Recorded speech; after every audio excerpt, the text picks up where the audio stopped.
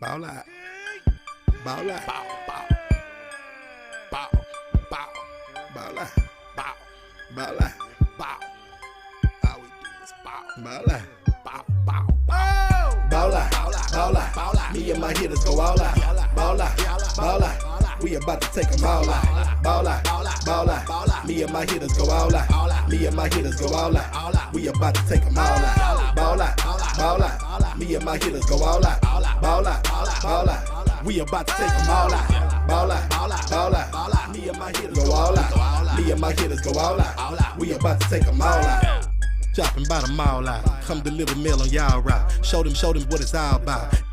Just get called out. Fall out. Me and my clique, we don't fall out. Me and my chick, we don't fall out. We minding our business, keep y'all out. Break up, get up quick, then we hit licks till it's all out. I hate my job, I'ma call out. Boss of myself, child out. I'm a recruiter, a high percentage shooters. Gotta keep rifles and Rugers. Some people just trifling and losers. Watch for the jackets at night, they be cruising. I can put together. AR Kinsingetta. My hitters be tougher than leather. Can't nobody do it better. Glock 9 with the F in. Step in with my best friends. Best friend Smith and West End. If you miss 6, still catch 10. Ball out. Stall out. Pulling up outside of y'all house. Empty till we all out. I got the juice and I'm crazy. And if you not a killer, don't say. Hit squad ain't nothing to play with. Undertaker and a grave dig. Best man like Tay Diggs. When you in the paint, gotta play big. Hitters ignorant like cavemen. Went from good fellas to made men. Ball out. Me and my hitters go all out. Shout out, ball out. Get called out. Ball out. Me and my hitters go all out. Ball out. We about to take them all out. Ball out. Me and my hitters go all out. Me and my hitters go all out. We about to take them all out. Ball out. Me and my hitters go all out. Ball out. We about to take them all out. Dallas Cowboys sports. Me and my hitters go all out. Me and my hitters go all out. We about to take Memorial them Day all out. edition. Boss Cowboy Sports, where your voice matters. The OC and Boss Cowboy in the house. Everybody get in here, like, share, subscribe. Please don't forget to comment. If you are just subscribing, hit the bell notification icon on Facebook and also on YouTube. You can follow Boss Cowboy Sports on Twitter, on Instagram as well. We got a blazing show for you. Get into some of these defenses because Boss Cowboy got to get out of here because he got to go cook for tomorrow. But listen, we're excited to have everybody in the building and the place to be. And Boss Cowboy, talk to the people. What's up? Hey, I do got some good news and bad news. The bad news is I can't get the YouTube chats in the show today, but I see them. Oh, they are in. Okay, my fault. You good? All right, it just was taking a while, and I'm gonna have to change it. But anyway, yeah, man, we promised we was gonna talk ball today. We promised we was gonna talk that 4-3 versus that 3-4. What's your thoughts first before we get into it? Oh, man, just in a general sense, you got to have the players to play a 4-3 defense, and you got to have the players to play a 3-4 defense. As it relates to the Cowboys have more so of the player types historically to have a 4-3 defense, traditional style defense. But we want to get into some differences and nuances of the 4-3 defense, break it down and educate, because some of you guys actually requested this on one of our last shows to do a breakdown. So we want to kind of get into that today and talk about a few things and see if we can bring some enlightenment to the situation. Right, and this is something that I'm absolutely passionate about because this, I'm very passionate about us following through on what you will hear, OC. You'll hear me and Big Game James say all the time, the Rod Marinelli Apology Tour. But we've been saying it so long that we don't explain it. Do you know what we mean by that? Yeah, I understand exactly what you mean, Boss Cowboy. I mean, I'm a ball guy, so of course I understand. Okay, I was just making sure. Yeah, it's all good. So the apologies stem from not valuing what Rod Marinelli did with that 4-3 scheme and getting the best out of players and thinking that you were going to get an instant and easy upgrade by changing the defensive coordinators, and thus last year defensively we tanked. So we have makeups and different roster moves and different personnel shifts to try to make that whole thing right. What's up, Michael Richardson? I see you in the house, baby. Great to see you, man. Great to Happy see you. Memorial Day. And then we got Marvin Price in the house. I actually talked to him today. That's a coach that we go set up a debate with. We haven't got around to it yet, but we will. That's good. But this also, what I noticed from this OC before we get into it is also a lot of people not taking this serious enough. They think it's like no big deal. They think I'm panicking.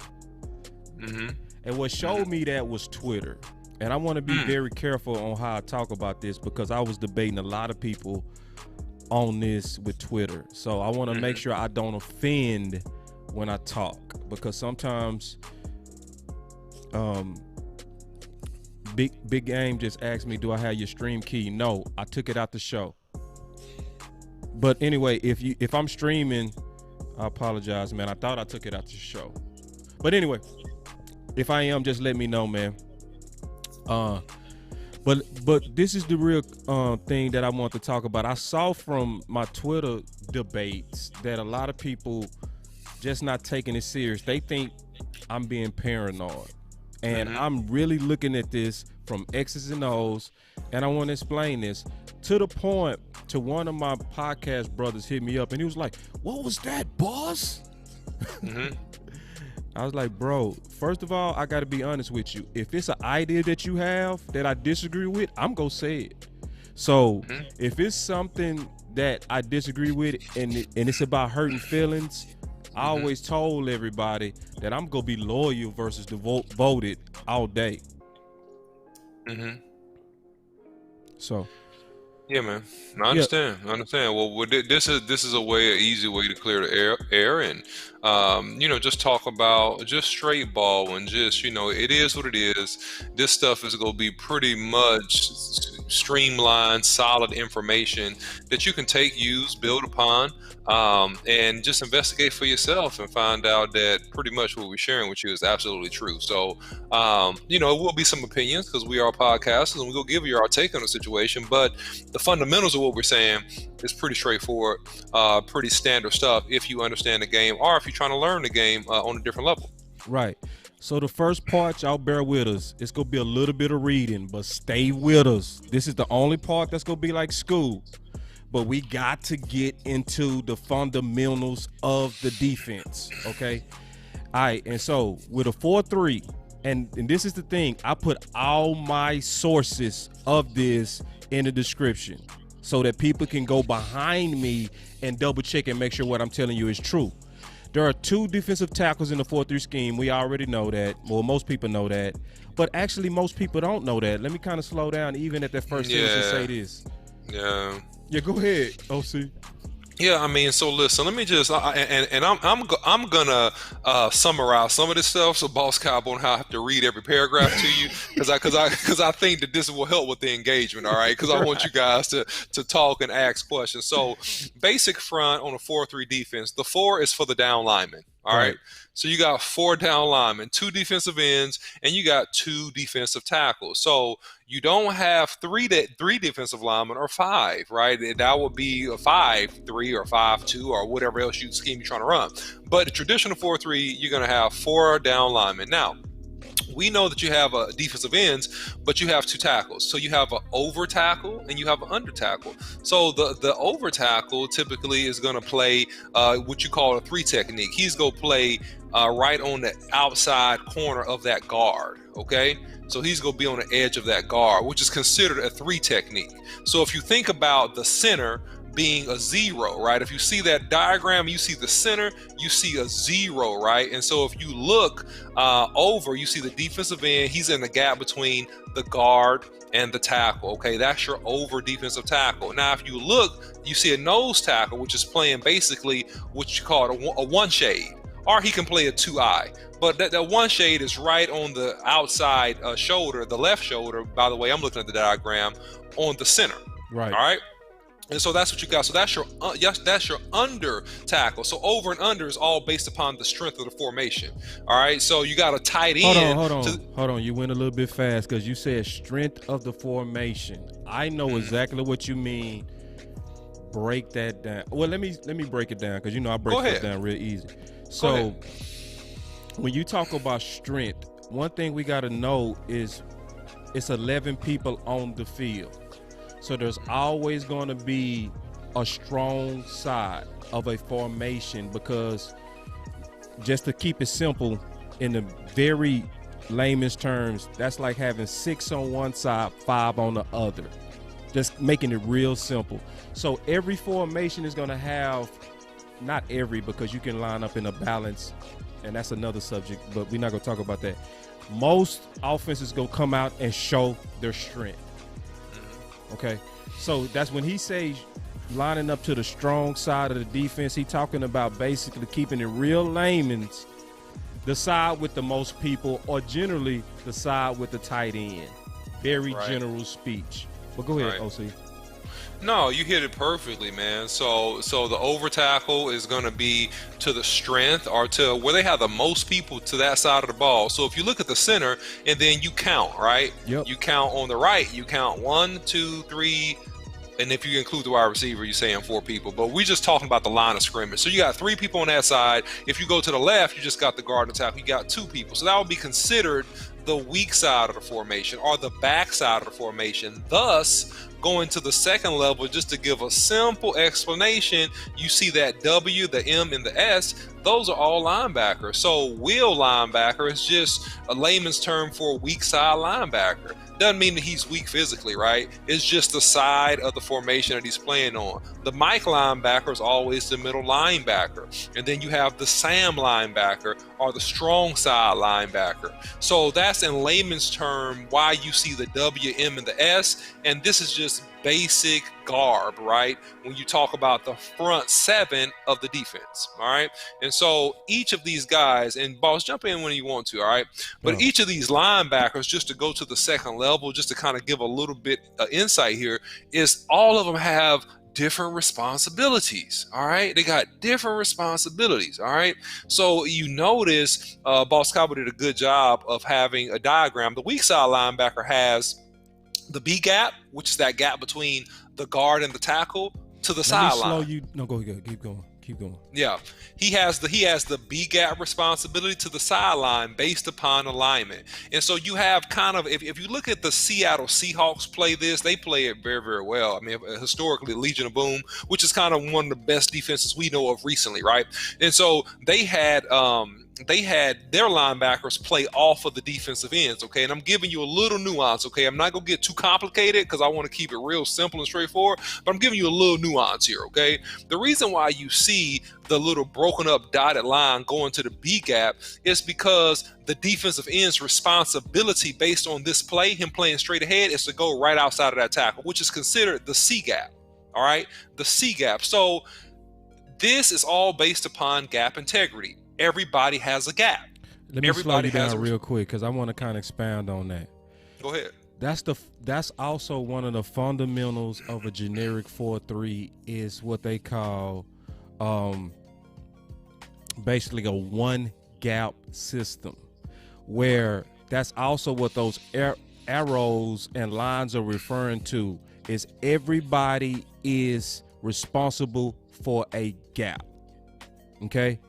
And that's how you run defend in very generic terms. So he was breaking down the exact shades and that type of stuff, but I just want to keep it real simple and just say, when you think about it, and we go also talk about this from the Cowboys. So those of everybody that been talking about Jalen Smith, let's just now break this down to the Cowboys. They've been saying what under that Nolan 2-gap system? They were saying he was slow to diagnose. So ask yourself, what system is best for a linebacker that you think is slower to diagnose? It's going to be a 4-3 because he's pretty much got his gap, or his 2 gaps actually in most situations. But just to make it simple, from the Mike position, he got a gap, man. He got A to B. Yeah, right. So, and I don't want to get too complicated. Just basic, he has the A gaps. Yeah. So it makes it easier. And so when you hear Sean Lee, which we showed on this show, said we're going back Y'all remember that? He said, he said, we're going back to a system that caused our linebackers to thrive. He said it on Colin Cowherd's show. So that's one of the main reasons I stopped buying that they was really going to do a 3-4. I'm like, now, first of all, you said you're going back. Number two, you trying to find ways to make Jalen play better. Number three, this is what I want to show that's super important on the 4-3. Let's just take our time with this. I'm going to cut this all the way out. You read this on your own, but I left all of my links in there. This is the key. Oh, this is the wrong slide. Let me show you this one. This is the key. Look at the defensive ends and that quote. He say teams that want to use a standard 4-3 scheme often face a dilemma. There aren't enough great defensive ends to go around. Players like Julius Peppers and Dwight Freeney come along about once per year in the draft. So when you heard the OC and I, we said this a million times. I put the references for you to read, but we've been saying it. The 4-3 is built on the strength of your defensive ends. I also left this, which will tell you the types of defensive ends that fit. And what you will see if you read it, I'm not going to read it all to you. You can read it on your own. What you go see is that 4-3 fit Dallas like a glove based on what we have. Because remember, Mike said it's not that many great defensive ends going around. So you got to ask yourself, and we go get into it a little bit more.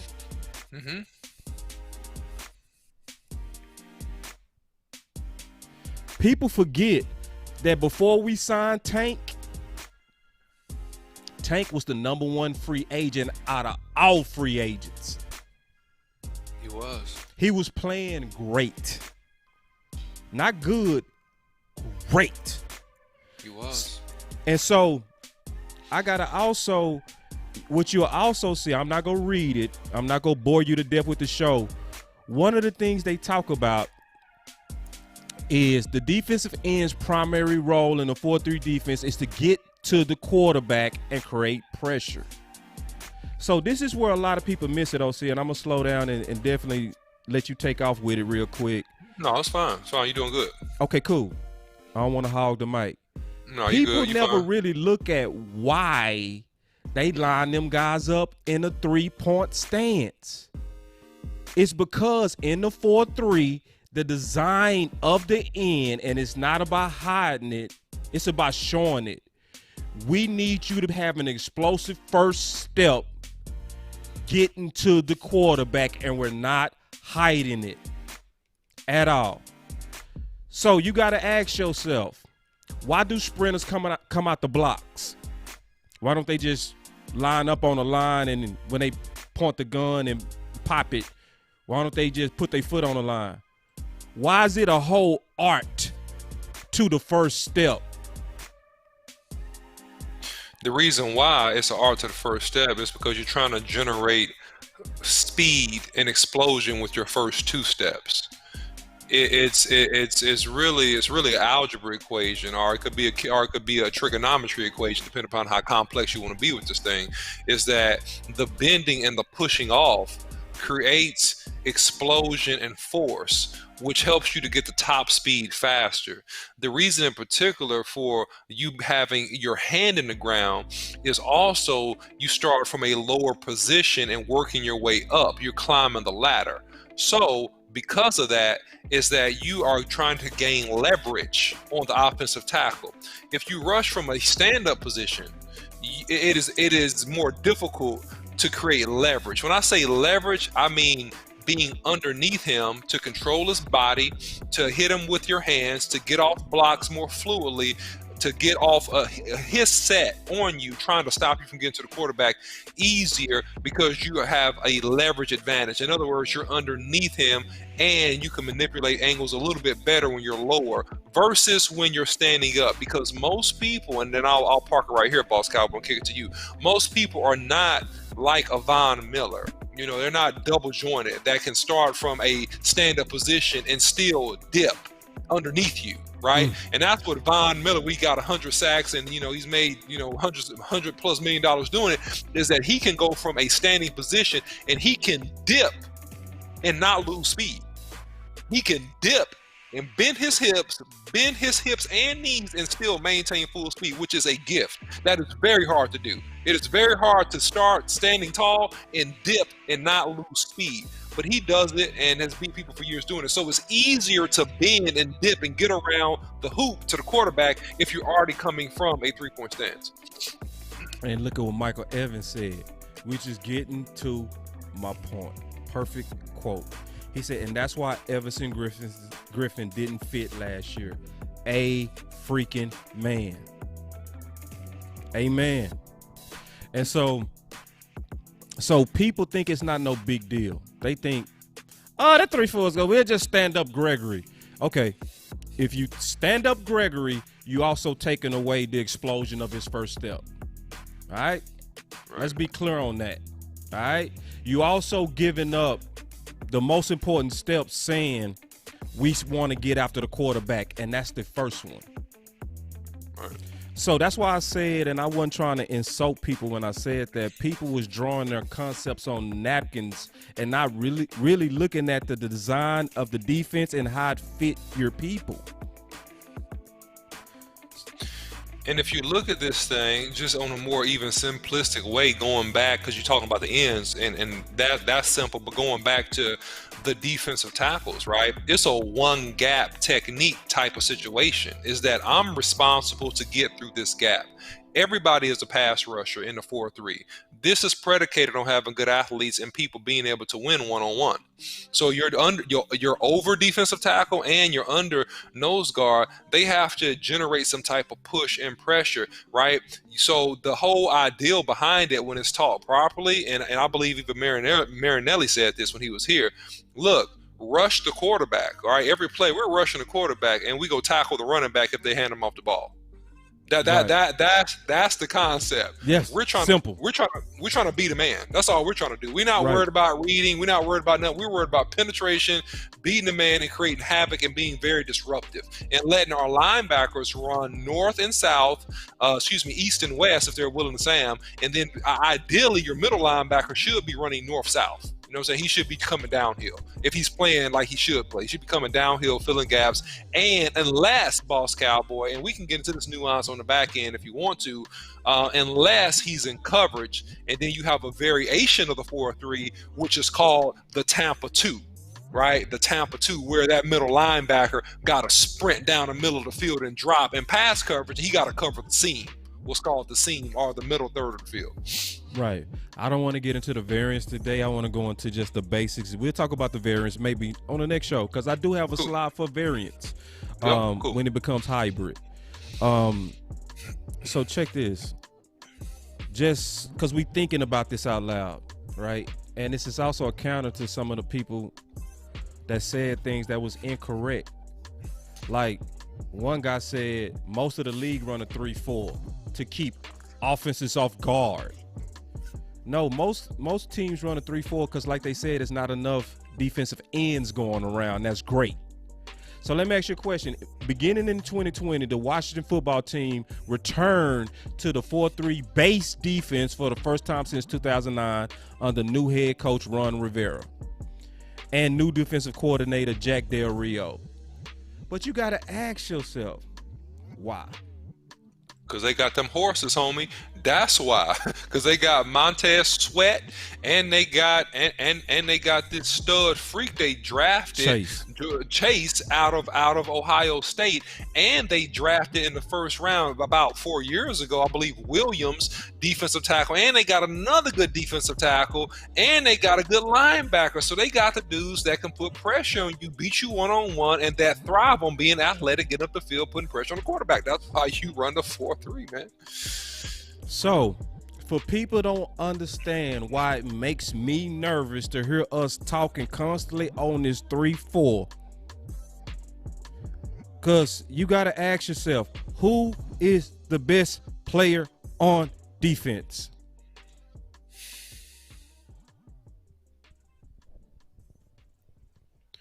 Yeah.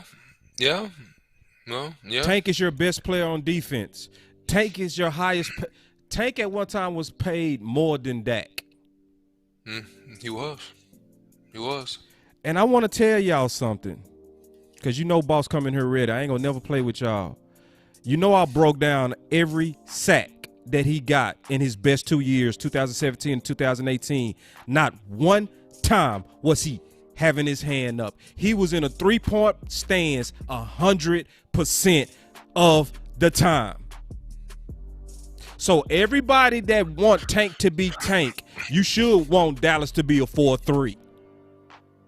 Or let's say this, because see, you know, a lot of people get caught up in nuance. What you want is Tank hand in the ground. The best Tank, I got every sack. There's not one sack, not one in his best years where he didn't explode off the ground. Not one. And I got every one of them. Every one. It would take this highlight too long. He made that many plays. What did you got to say on that, OC? No, I mean, he's definitely a guy that thrives with being able to come up that sprinter stance and take advantage. Again, that was leverage, right? That was a quick bull rush and release. It was actually a twist. But, you know, again, so he said, again, you notice him under, and he uses his hands good to disengage there, and then he gets off right there, man. I mean, making another play. So what I said earlier is just holds true here, is that look at the leverage. Look at him come off the ball. Boom, there he is. Let spin move, quick spin move, trips the quarterback, and the dude is down, right? So all that leverage is because he's underneath the tackle and he's going forward very, very quickly. Look at the leverage here. He slides inside, boom, inside rush. There it is. That's a sack. Again, that momentum and that it all comes from his hand being in the ground, like I said earlier. So I can keep on breaking down the nuance, and that's just a straight. That's just a straight inside move, but it's actually a game because you had a blitzing corner coming off there as well. So, I mean, he's made a lot of plays, you know, if you look at the beginning part of this tape, just off twists and stunts, but it comes from and that was just a straight bull rush right there. He just ran through that tackle. But again, you don't generate that force if you're standing up. It's harder to, right? Because if you look at 68 here, there he is. He catches his hand and just drives him back, man, disengages, man. That's just real nasty, like, man. That's embarrassing, man. Anyway, so here it is again, man. He's here. Now they're gonna try to put a tight end on him. That's a mistake. They put a tight end on the man. That's a mistake. So he handles him. That's easy work. That's a sack. They shift the tight end over. I don't know. They slide the protection. Crazy. Yeah, that's dumb. They slide the protection and put a tight end on him, man. That doesn't make sense. All right, so here he is again. All right, going against another tackle, right? So here he is again.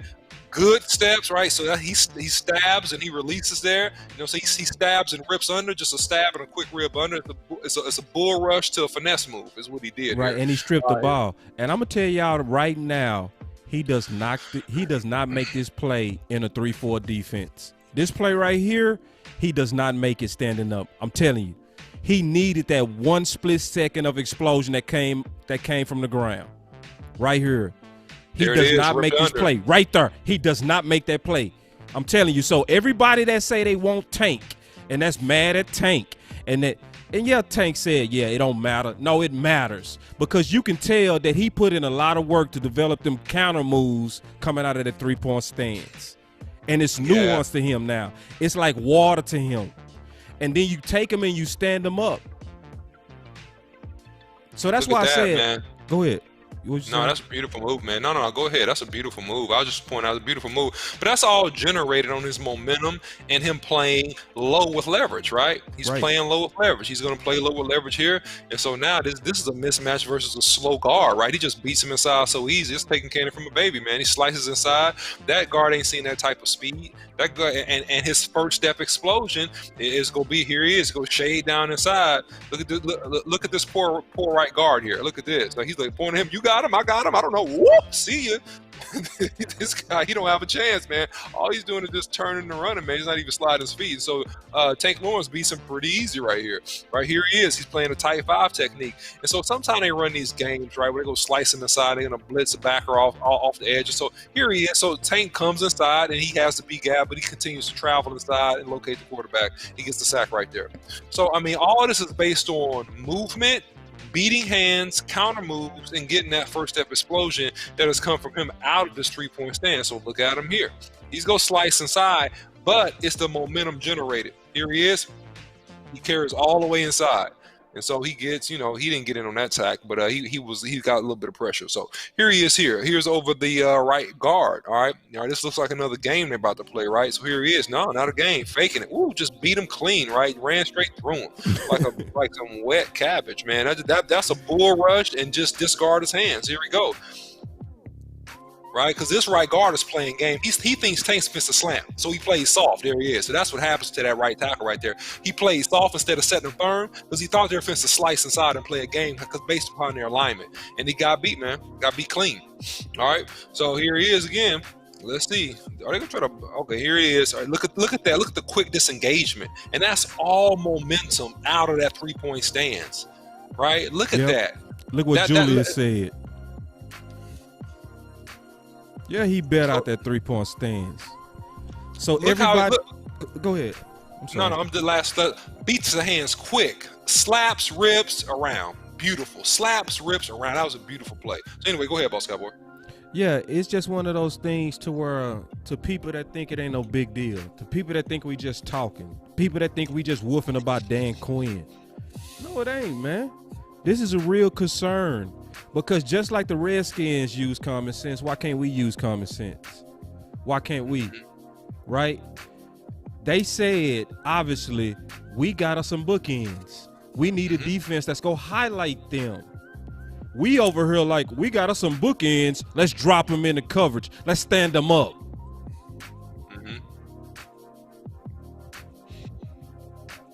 Yeah. Yeah, I don't think that Dan Quinn is going to actually do that, man. I mean, I think that he got more sense than to do that, and I think that based upon his background in Atlanta and with the Seahawks, I think that, man, he's definitely coming out in that 4-3 package, man. Me too. That's the base defense, man. You'll have variations of that, which we can get into later.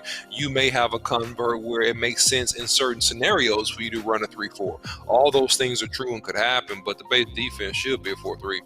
Right. And see, William Kill, he hitting a concern. A lot riding on Hill and Gallimore to push the pocket. See, I think they got some help. It's more than because Hill is your ideal 3-tech. Gallimore is not your ideal 1-tech, but we got some help in that. We got Urban, which is more ideal than Gallimore. One tech, yes. Then you got the rookie, who is he's more 1-tech.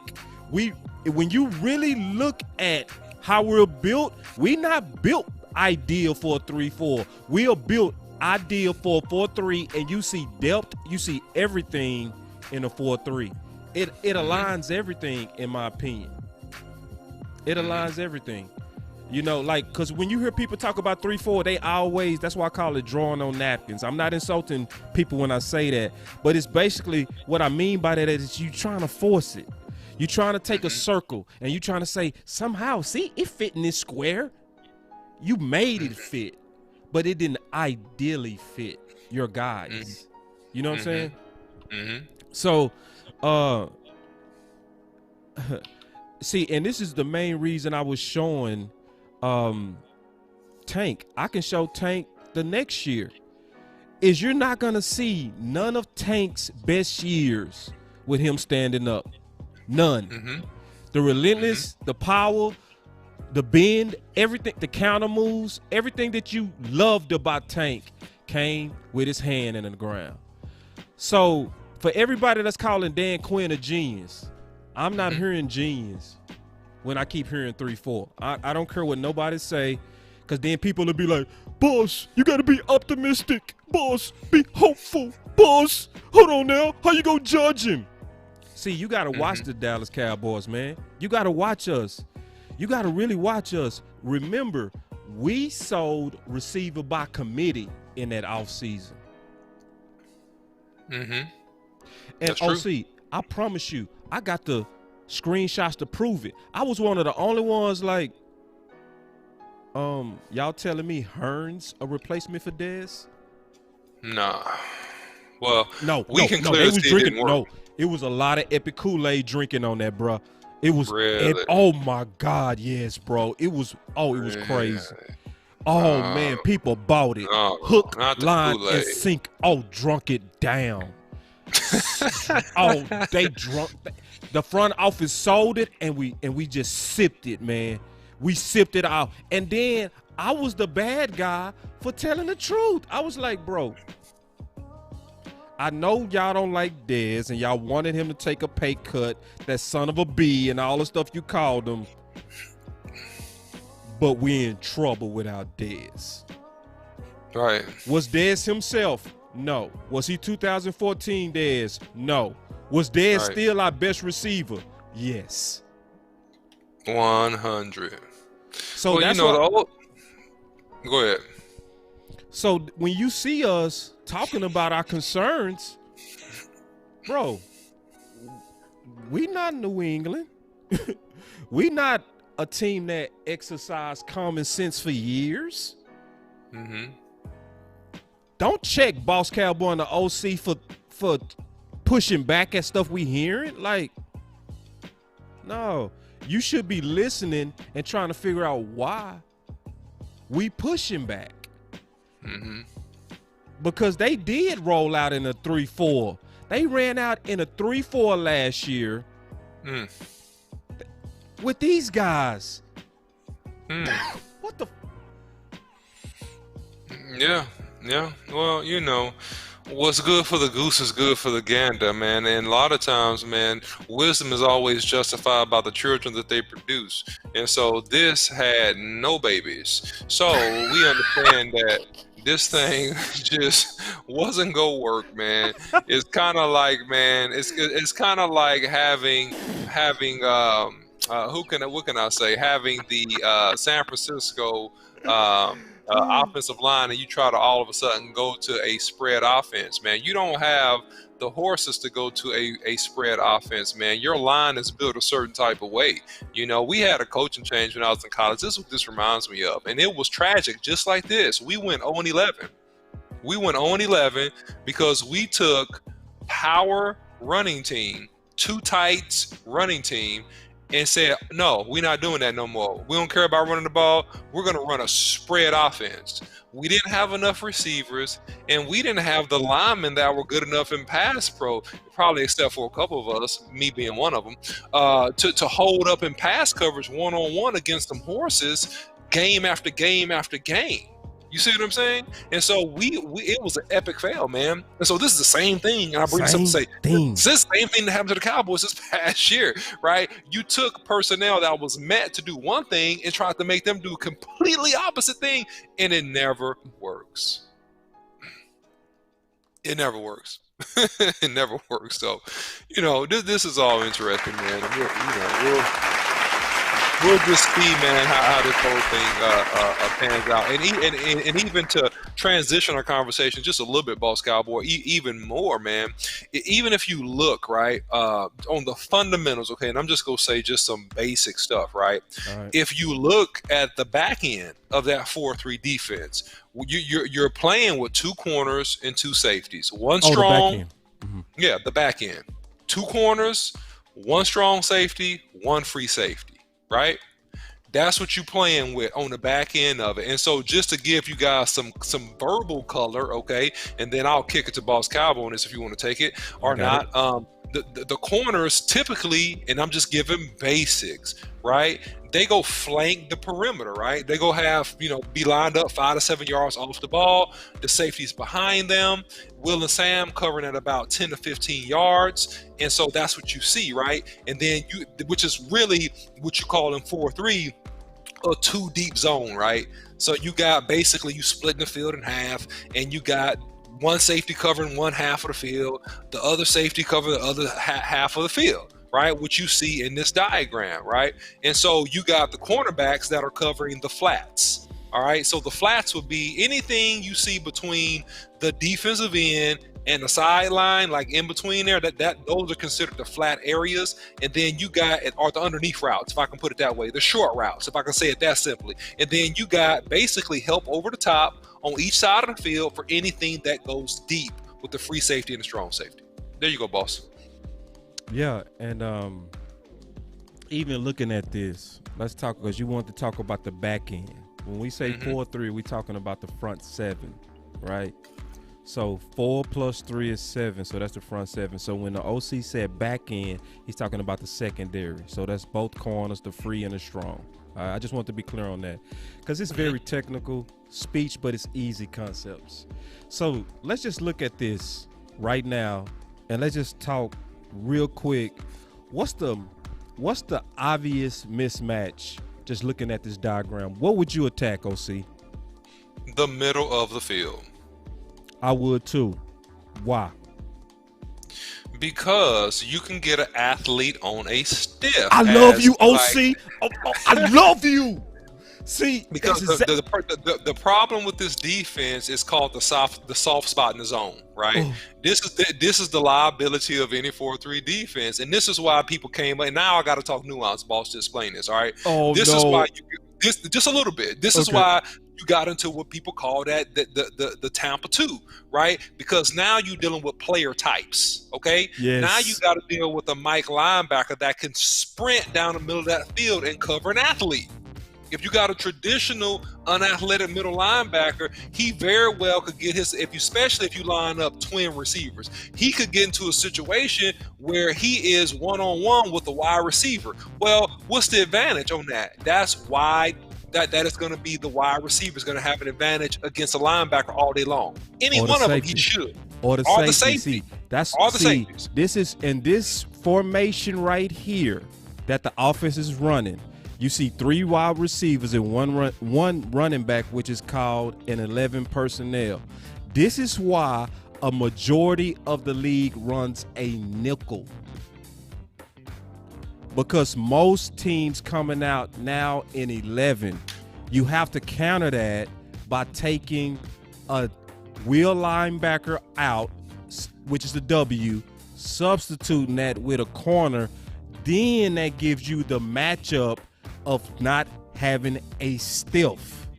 So even though that free safety in this diagram is allegedly supposed to be man up on that wide receiver, any quarterback should see that and target that. All right. So I just want to talk about kind of why you could also see why people run what's called a nickel so much against 11, because it's exactly what the OC said. It's an athlete on a stiff. Now,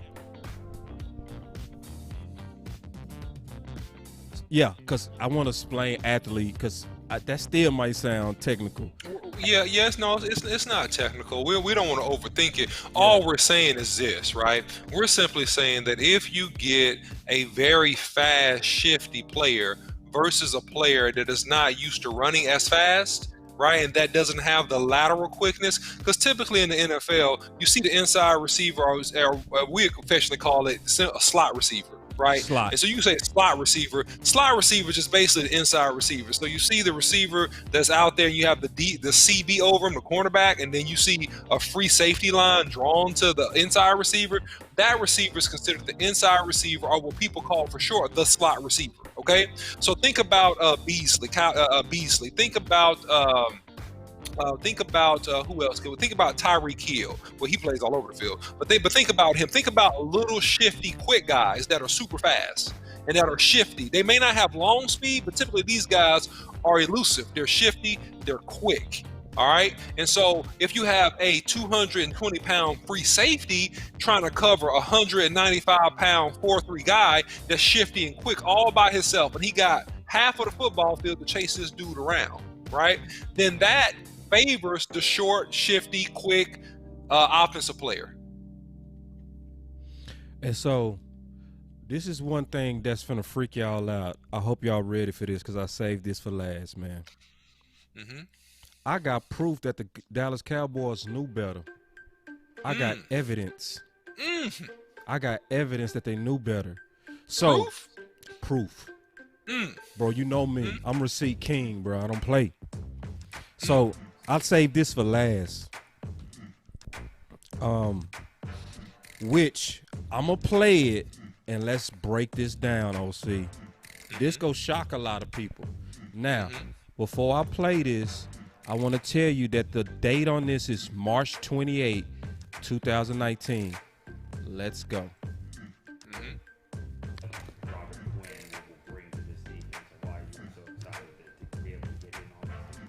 Well, I think obviously defensive line with our challenges we've had with with Randy. Certainly, I think Randy's done is back on it and really doing a great job of getting himself in a position where hopefully he can get back at some point and help us out. But with that unknown being there, and then of course having the same situation with David Irving, we, our pass rush, and we certainly don't have DeMarcus Lawrence signed yet either. We really felt like we needed to shore that up, and of course D-Law comes off that left side. This right end spot with Randy being a question mark is a big deal to us, and certainly Robert's probably got a few more skins than Randy's been in the league quite a bit longer, but real important, as we all know, to get pressure on the passer, and really felt like he fit our system. We were fortunate. I think the Dolphins are moving to a 3-4 scheme down there, which really doesn't fit quite a bit longer, but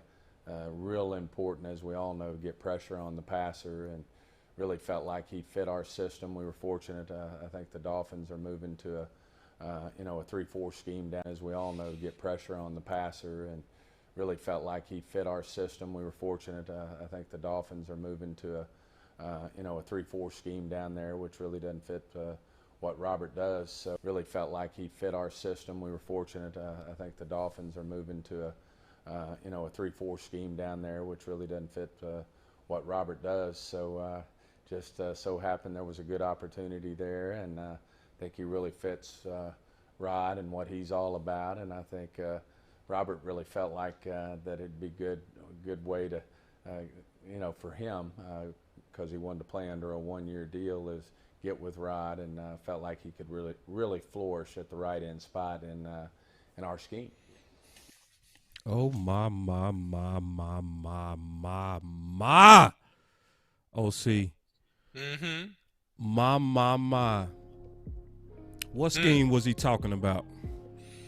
Well, he's talking about the Dolphins clearly converting to a 3-4 scheme and not needing the talents of a Robert Quinn, who came here for a year and went completely berserk, right? Rushing the quarterback. He went berserk.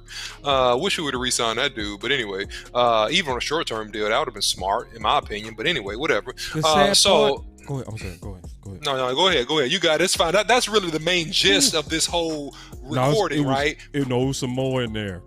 It's some more, but I'm though. giving It's you sneaky. the gist. It's sneaky, though. See, you got to see, because the date is key, right? And the timing of what was going on and what he mentioned was key. So he was talking about why they signed Quinn, okay? And he was saying because we was dealing with uncertainty of what was going to happen with who? Gregory. Gregory. That's why he mentioned also David Irving. Right. He was like, we don't know, and we need guys that fit our system. What system was that? The 4-3. And they needed to know that they was going to have an edge guy. They didn't know what was going to happen with, marijuana and all that kind of stuff with David Gregory. They didn't know how the league was going to come down. You see what I'm saying? So they went and spent money for an extra defensive end that was a premium defensive end. So, meaning they know what type of guys they have, OC. And they know exactly what we saying. That 4-3 is built off the talent of your defensive ends. That's why he talked about, he said it very clear. That's why I replayed it 4 times. Where he said, when you got Tank coming off that left side and we need a guy that's coming off that right side. So, think about what they was doing with Mike Nolan. They knew their personnel and they knew the contracts that they paid out, and they knew that it was risky to go to that 3-4. They let them do it, which makes you then look at who? Mike McCarthy and Mike Nolan. Because the Cowboys is showing with that interview that they knew the defense, they knew the concept, and they knew how their guys fit and why they paid them. True, man. Good point. So when people say, boss, you tripping. No, I'm not. They dead serious, OC, when they say our biggest regret was going from a 4-3 to a 3-4. They said it December 12th. True. So, and I gotta say this. If we come out, OC, if we come out and if we don't see this hand in the ground, if we don't see this, OC, if we don't see this, if we don't see this,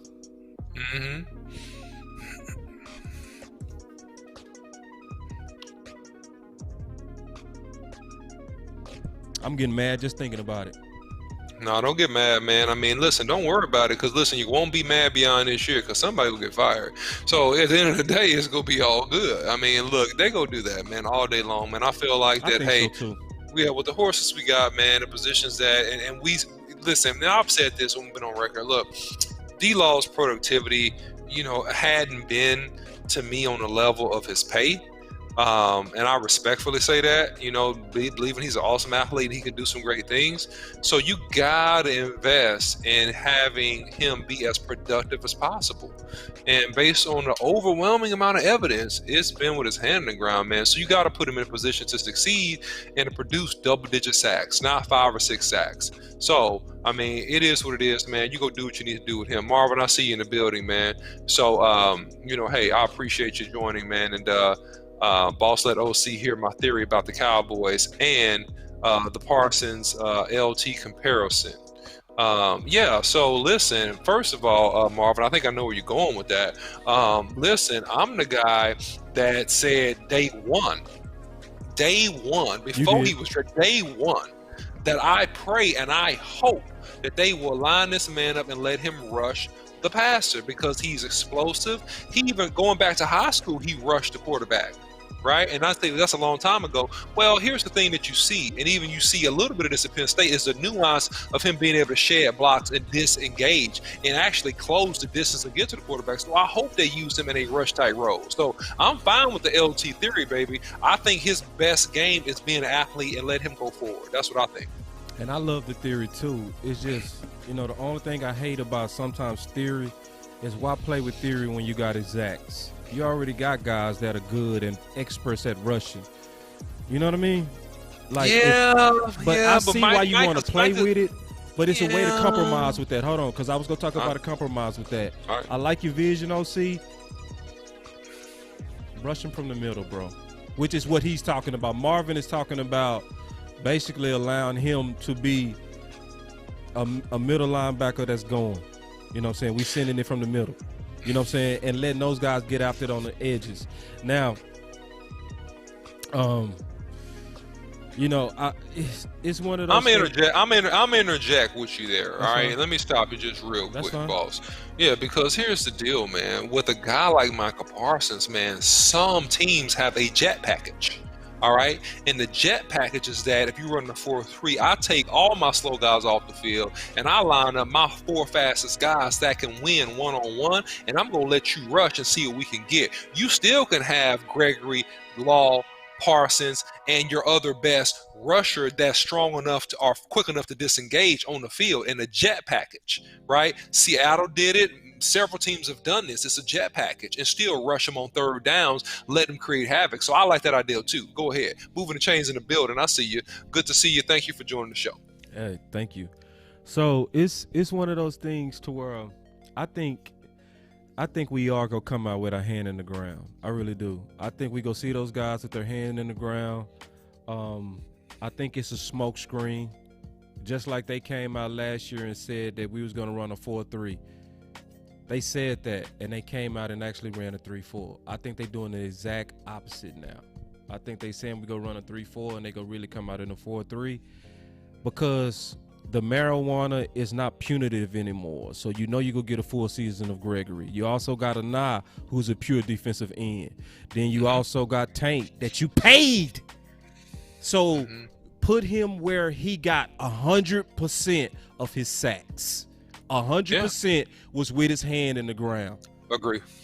Also, when you look at the theory of a 4-3, one of the things that they explain, and I'm gonna have to get off of this, man, because we'll go for a whole nother hour if I get too deep into this part.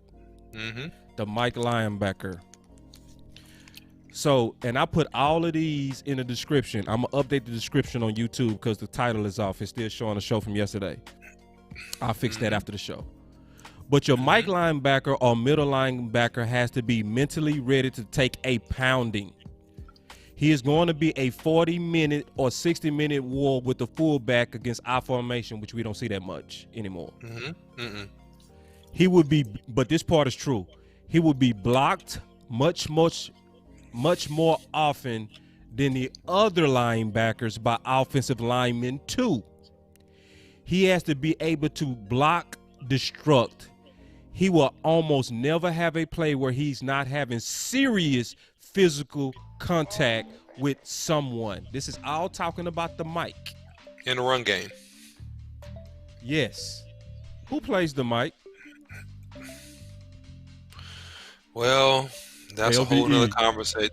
I know. But I'm saying this is a whole nother conversation. And see, now you being messy. See, you are because you go take me somewhere that I did not intend to go. But that's not being messy. See, because you got to be careful when you say messy because people will come off this and think you serious. You're guiding the conversation. You are guiding because I'm gonna tell you why you got it. Because you know, as soon as you talk about LVE, you should know me well enough to know that I know that he got a cowboy collar, he got neck injuries, and he gonna give us 5 or 6 games when he gets smashed a couple times by somebody, and then we got to do something different. That's what I'm saying why you're guiding, okay? That's what you're saying why you're guiding, because you know I'm going to say something about him and his injury history and the fact that he's a good athlete, but he's like a China doll. And that's why the great going back to, and not nothing against LVE, when he's healthy, he's good, okay? I'm not hating him. I'm saying that he's been injury prone, and I'm very concerned about his neck injuries. That's what I'm saying, okay? And I'm saying we're going to have an alternate and a defunct to this because you do need a thug in the middle of that defense, man. You need a Ray Lewis. Those are the ain't many of those guys walking around. You need even a Jeremiah Trotter who played for the Eagles, man. You need an old school Randy White. You need somebody that'll get in there and bloody somebody's nose, man, and that'll take a licking and keep on ticking. That's what you need, man, and I'm not sure if we got that at the mic position right now. I'm just being honest. Hold on, don't see. Hold on now, because I'm going to come back to you real quick, and we going to close this out maybe, because this is getting good now. I'm just saying, I'm telling you what my eyeballs see. You know the old people say, look with your eyes, baby. You can see it. Just look with your eyes. And all I'm doing, Boss Cowboy, right? I'm just looking with my eyes, man. I'm looking with my eyes, and I'm telling you what I see. So that's just what it is. Jesse asks, where's Big Game James? So, Big Game James, we stream on Saturdays, and likely he and I, as well as the OC, are going to likely have a show later this week with David Hellman. We still working on that. It's going to be at some point, but that show is called The Last Word. So, look out for that because we do both on this channel. We stream The Last Word as well as Boss Cowboy Sports. Just to answer your question, Big Game James he's chilling, and we go see him likely Wednesday.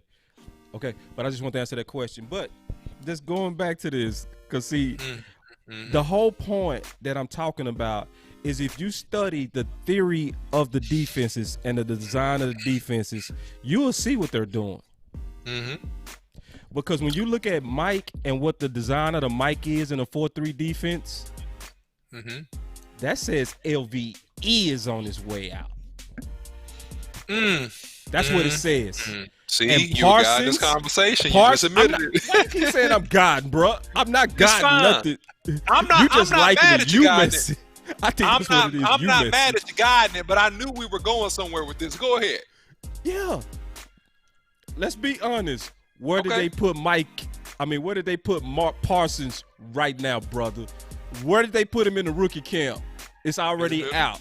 Green dot, brother. He got the green. Yes, he calls the defense. It's Parsons, bruh. So all these people pointing at Jalen, y'all going down a smoke screen. I'm telling y'all. And people think, oh, CEV, he's a sponsor. Boss Cowboy, he's only doing it because he autographed your glasses. I would slap you. I would slap you dead in your face. I would slap you.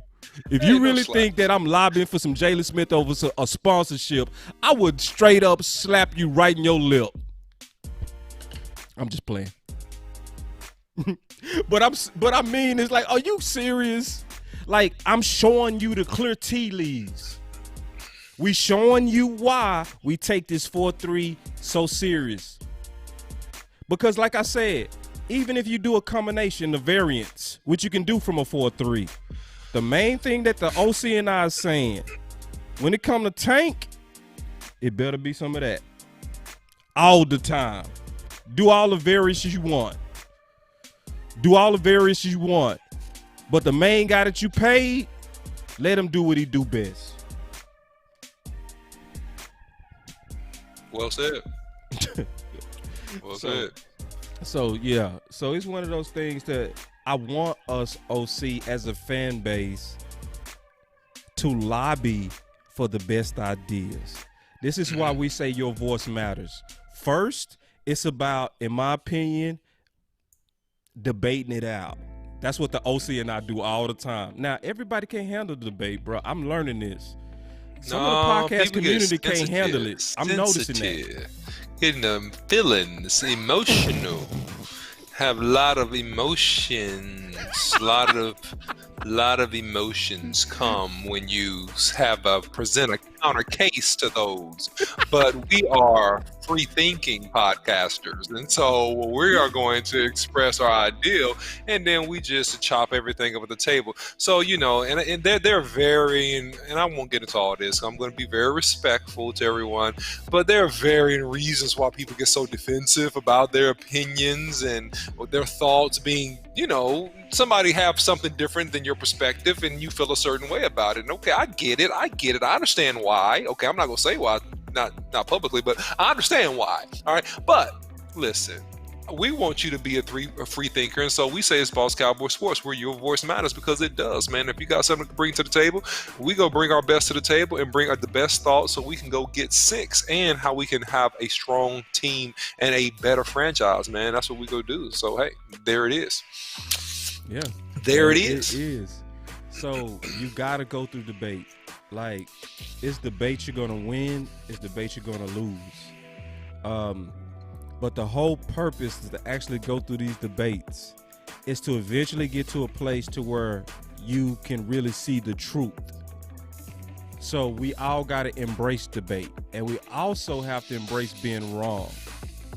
Yeah, that's tough. That's a hard one, man, because sometimes it's hard for people, man. You know how it is. It's tough for people to say when they're wrong about something. They'd rather call you wrong and tell you that you're this, that, or the other, rather than say, hey, I was just wrong about it, man. It gets hard on people. You know, you got to be humble to do that, Boss Cowboy. And so, you know, hey, it's tough. But hey, if I'm wrong about something, man, I'll say I'm wrong about it. But you know, we just the kind of people, we go put the information out there, man. And hey, we let you decide, because hey, it's Boss Cowboy Sports. Your voice does matter, man. It matters to us, and it matters in the podcast community and as it relates to the team, because we're all fans here. We all support the team, so it does matter, man. So I just want to say that it matters. So the spirit that you should see from dealing with Boss Cowboy Sports is it's not about being right. We lobbying for ideas that we believe is going to help us win 6. I'm going to tell you a real important story, OC. When I was in the entrepreneurship program at the University of Houston, and I was earning a degree in entrepreneurship, we used to have CEOs that would visit us. And we had one guy, he came in, and it changed my life. He said, you know the person that I fired first? The I knew it people, where they knew you was going in the wrong direction, but they never said nothing. They waited till you failed and said, I knew it. And see, this is why you saw me calling out receiver by committee before it failed. You know what I'm saying? Because I'm not trying to be that guy. I'm trying to be that guy, and the OC trying to be that guy to say, I see us going in the wrong direction. We can adjust before it happens. Hear us out. Hear why we warning about the 3-4 not being ideal for us. We warning it. It's taking away the explosion that comes from our best players. We telling you that. We showing you that. It's a truth about that first step. It's a reason why in the 4-3 you got to be in a 3-point stance. Don't be so know-it-all. Don't be so trying to be right so damn much that you shoot yourself in the face trying to make somebody else look bad. And well, you got, you know, go ahead. Go ahead. You got it, boss. Go ahead. So we gotta debate this out. It's okay. Everybody not gonna agree. But let's debate this out with a heart of humility so that we can get the same voice, and then when we have the same voice, you lobby for the best ideas. That's it. There it is, man. Hey, before we get out of here, Boss Cowboy, I do want to share a little bit of teaser with the people. Boss Cowboy got to look at this thing about the Patreon page, because somebody did ask about the Patreon page, and Boss Cowboy lovingly and affectionately let me know that I had not completed that part of my assignment, which I have done. All right, and so now we just got to link this stuff up, and then you guys can have at it if you guys want to support us. So we'll have 3 levels of membership. All right, and let me know in the chat what you guys think about this, okay? And then, like I said, this is just for people that want to do it, okay? No pressure. You don't got to do it. If you like us like that, you want to support us. But everything you do give to us, or if you want to become a Patreon member, it does go back into the channel, 100% into production, into tools, to doing live events, all those things. So you guys can be a part of a weekly group chat session for our Patreon-only community, all right? You can ask us any questions you want. You get instant access to a separate private Facebook community that we will set up for you guys. You'll be added to our email and text list, where we'll send you guys exclusive updates and announcements to you first. So that's one level. The second level is for you to get access to all of our pre-recorded videos first. So you guys will be able to get all the information before anybody does. You'll get one exclusive video from me and Boss Cowboy a month, maybe more, with insights as it relates to a game, a scenario we're breaking down, and that'll be exclusive to you only. And you get 10% discount on all merchandise. And then we got a third level. I won't get into that, but I want to let you guys see what you guys think about that. And if you guys are interested in supporting becoming a Patreon, that stuff will be up, should be up this week. Boss Cowboy just got to sign off on a couple things, and then we'll be ready to rock and roll. That's what's up. And then I like this. We had D2W come in out the blue, and he said, I don't chat much, but I always a good listen. I love that. When the YouTube algorithm notifications being me here, been great today. Y'all enjoy the rest of your Memorial Day. Hi, Jessica. You too, brother. I appreciate that, and we love those type of compliments, man, because we worked hard to get that 4-3 breakdown to really kind of explain why we believe what we believe and why we honestly believe that, man. So obviously follow Boss Cowboy Sports. If you're not on Facebook, go on there and hit that like and subscribe. Also on Twitter is always jumping. Instagram is getting ready to be super jumping for us, and we are still on a major goal on YouTube.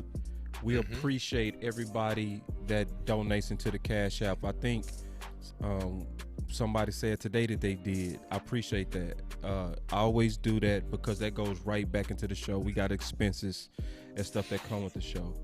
But we always say at the end, we're loyal, not devoted.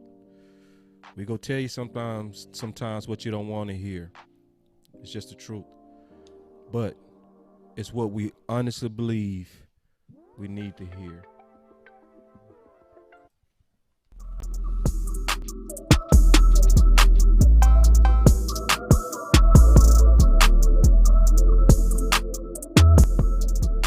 Boss Cowboy Sports, where your voice matters.